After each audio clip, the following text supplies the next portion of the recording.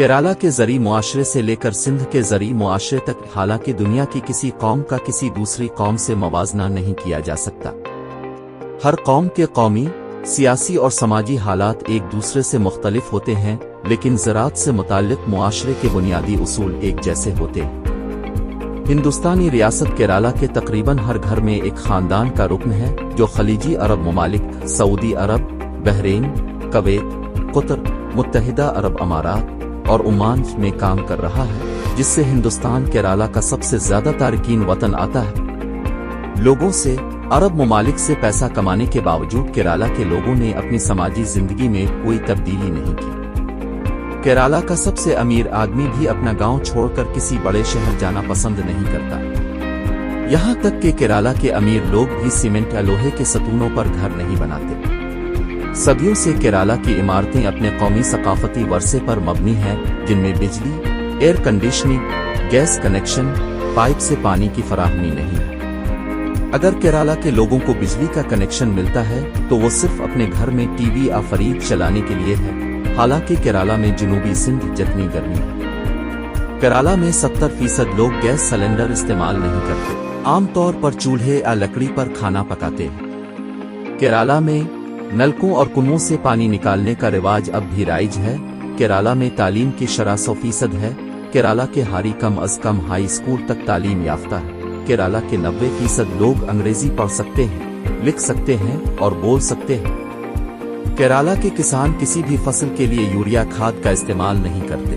केरला ने पूरी दुनिया को ऑर्गेनिक फार्मिंग सिखाई है, जिसमें कुदरती खाद, जानवरों के गोबर को बतौर खाद इस्तेमाल किया जाता है। केरला में किसान किसी भी फसल पर केमिकल का स्प्रे नहीं करते। केरला के खेतों में ट्रैक्टर के बजाय थ्रेशर से सफाई नहीं की जाती। हर किसान अपनी जमीन में घर बना रहा है, जहां वो मवेशियों और मुर्गियों के साथ काम भी करता है। केरला में फार्मी मुर्गियों को हराम समझा जाता है, इसलिए घरेलू मुर्गियां हर घर में रखी जाती हैं।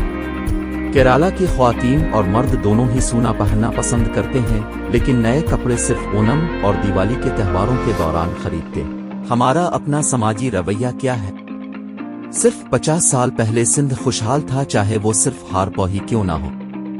इसके अलावा देहात में सीमेंट और लोहे की भट्टियां बनी हुई हैं। सीमेंट और लोहे की भट्टी को ठंडा रखने के लिए हर वक्त बिजली और एसी की जरूरत पड़ती है। ये सीमेंट और मिट्टी के घर किसी भी ज़री मुआशरे में काम नहीं करेंगे। वो किसान जो सारा साल सिर्फ ज़री पैदावार पर सिर्फ करता है, ट्रैक्टर और थ्रेशर किराया पर ले, यूरिया और स्प्रे खरीदे तो क्या किसान जिंदा रहेगा? दुनिया बहुत कम पानी के बावजूद बेहतरीन फसलें उगाती है। हम हमेशा पानी की कमी का शिकार रहते हैं। सिंध के अक्सर शहरी और देहाती जो पूरा दिन काम करते हैं और साल भर की फसल का इंतजार करते हैं, रोजाना शाम को चाय के होटल में सैकड़ों कप चाय पीते हैं और सिगरेट पीते हैं। सिंध की 70% आबादी का इन्हिसार ज़राअत पर है। कारखानों और सरमाए में सिंध का हिस्सा 0 है। इसलिए हमें या तो ज़राअत के मुतबादिल के तौर पर कारखानों और कारोबारों पर तवज्जो मरकूज करनी होगी, या फिर हमें अपने अखराजात और ख्वाहिशात को ज़री मुआशरे पर मरकूज करना होगा। ज़रूरियात के मुताबिक सादा लेन देन को रखा जाना चाहिए, वरना सिंध में चोरी, डाकू, मुनशियात, कब्जे, कबायली जंगें और करप्शन के साथ भूख और बुरे हालात हमारा मुकद्दर होंगे।